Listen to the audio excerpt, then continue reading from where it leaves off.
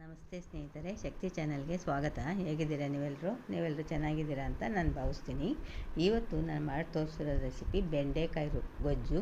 ಇದು ಅಕ್ಕಿ ರೊಟ್ಟಿಗೆ, ಚಪಾತಿಗೆ ತುಂಬಾ ಚೆನ್ನಾಗಿರುತ್ತೆ. ನಾನಿವಾಗ ಸುಲಭವಾಗಿ ರುಚಿಯಾಗಿ ನಾನು ಬೆಂಡೆಕಾಯಿ ಗೊಜ್ಜನ್ನ ಹೇಗೆ ಮಾಡೋದು ಅಂತ, ಹೆಚ್ಚು ಮಸಾಲೆ ಹಾಕ್ದೇ ಬೆಂಡೆಕಾಯಿ ಗೊಜ್ಜನ್ನ ಹೇಗೆ ಮಾಡೋದು ಅಂತ ನಾನು ತೋರಿಸ್ಕೊಡ್ತೀನಿ. ಹೊಸದಾಗಿ ಯಾರು ನನ್ನ ಚಾನಲ್ ನೋಡ್ತಾ ಇದ್ದೀರಾ, ಸಬ್ಸ್ಕ್ರೈಬ್ ಮಾಡ್ಕೊಂಡು ನೋಡಿರಿ. ನೀವು ಸಬ್ಸ್ಕ್ರೈಬ್ ಮಾಡ್ಕೊಂಡು ನೋಡೋದ್ರಿಂದ ನಾನು ಹಾಕೋ ವಿಡಿಯೋನ ಮಿಸ್ ಮಾಡ್ದೇ ನೋಡ್ಬೋದು. ಇವಾಗ ನೋಡಿ ಬೆಂಡೆಕಾಯಿ ಗೊಜ್ಜನ್ನ ಹೇಗೆ ಮಾಡೋದು ಅಂತ ತೋರಿಸ್ತೀನಿ.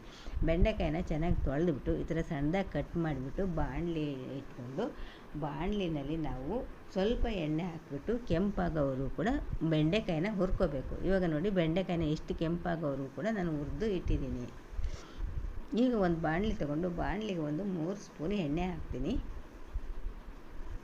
3 ಸ್ಪೂನ್ ಎಣ್ಣೆ ಹಾಕಿದ ಮೇಲೆ ಸಾಸಿವೆ, ಜೀರಿಗೆ ಹಾಕ್ತೀನಿ. ನಂತರ 1 ಗೆಡ್ಡೆ ಈರುಳ್ಳಿನ ಸಣ್ಣದಾಗಿ ಹೆಚ್ಚಿಟ್ಟಿರೋ ಈರುಳ್ಳಿನ ಹಾಕಿಬಿಟ್ಟು, ಈರುಳ್ಳಿ ಸ್ವಲ್ಪ ಮೆತ್ತಗಾಗಬೇಕು. ನಂತರ ಶುಂಠಿ ಬೆಳ್ಳುಳ್ಳಿ ಪೇಸ್ಟು 1 ಸ್ಪೂನ್ ಶುಂಠಿ ಬೆಳ್ಳುಳ್ಳಿ ಪೇಸ್ಟ್ನ ಹಾಕ್ತೀನಿ. ಇವಾಗ ಸಣ್ಣದಾಗಿ ಹೆಚ್ಚಿಟ್ಕೊಂಡಿರೋ 1 ಟೊಮೆಟೊನ ಹಾಕ್ತೀನಿ. ಟೊಮೆಟೊ ಮೆತ್ತಗಾಗೋದವರೆಗೂ ಫ್ರೈ ಮಾಡಬೇಕು. 1-2 ನಿಮಿಷ ಚೆನ್ನಾಗಿ ಫ್ರೈ ಮಾಡಬೇಕು. ಫ್ರೈ ಮಾಡಿ ಉಪ್ಪು ಹಾಕಿದರೆ ಸ್ವಲ್ಪ ಬೇಗ ಫ್ರೈ ಆಗುತ್ತೆ. ಅದಕ್ಕೋಸ್ಕರ ನಾನು ರುಚಿಗೆ ತಕ್ಕಷ್ಟು ಉಪ್ಪನ್ನ ಹಾಕಿಬಿಟ್ಟು ಚೆನ್ನಾಗಿ ಫ್ರೈ ಮಾಡ್ತೀನಿ. ಇವಾಗ ಮಸಾಲೆಗಳನ್ನ ಹಾಕ್ತೀನಿ. 1 ಸ್ಪೂನು ನಾನು ಜೀರಿಗೆ ಪುಡಿ ಹಾಕಿದ್ದೀನಿ, 1 ಸ್ಪೂನು ಖಾರದ ಪುಡಿ,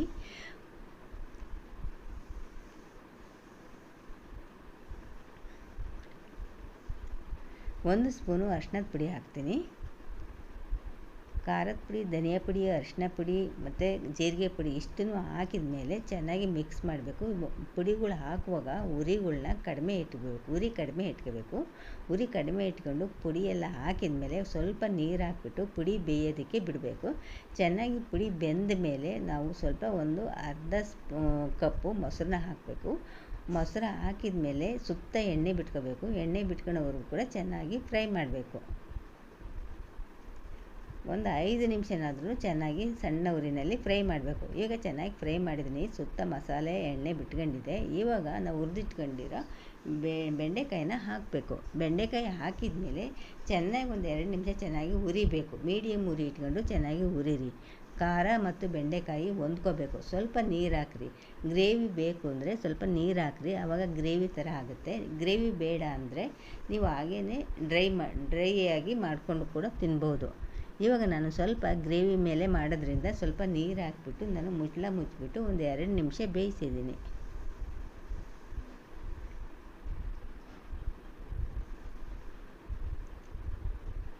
ಇವಾಗ 1-2 ನಿಮಿಷ ಬೇಯಿಸ್ತೇನೆ ನೋಡಿರಿ. ಇವಾಗ ರೆಡಿ ಆಗ್ತಾಯಿದೆ ನೋಡಿ. ತುಂಬ ಚೆನ್ನಾಗಿರುತ್ತೆ ಸ್ನೇಹಿತರೆ. ರೊಟ್ಟಿಗೆ, ಚಪಾತಿಗೆ ಮಾಡಿಕೊಡ್ರಿ, ತುಂಬಾ ರುಚಿಯಾಗಿರುತ್ತೆ. ಹೆಚ್ಚು ಮಸಾಲೆ ಕೂಡ ಹಾಕೋಷ್ಟಿಲ್ಲ. ಇವಾಗ ಸಣ್ಣದಾಗಿ ಹೆಚ್ಚಿಟ್ಟಿರೋ ಕೊತ್ತಂಬರಿ ಸೊಪ್ಪನ್ನ ಹಾಕಿದರೆ ರೆಡಿ ಆಯಿತು ಬೆಂಡೆಕಾಯಿ ಗೊಜ್ಜು. ಎಷ್ಟು ಸುಲಭವಾಗಿ, ಎಷ್ಟು ಬೇಗ ಕೂಡ ಮಾಡ್ಬೋದು. ಬೆಳಗ್ಗೆ ಚಪಾತಿ, ರೊಟ್ಟಿಗಂತೂ ತುಂಬಾ ಚೆನ್ನಾಗಿರುತ್ತೆ. ನೋಡ್ತಾ ಇದ್ದೀರಲ್ವ ಎಷ್ಟು ಸುಲಭವಾಗಿ ನಾನು ಮಾಡಿದೆ. ಈ ವಿಡಿಯೋ ನಿಮಗೆ ಇಷ್ಟ ಆದರೆ ಒಂದು ಲೈಕ್ ಕೊಡಿ, ಶೇರ್ ಮಾಡಿ.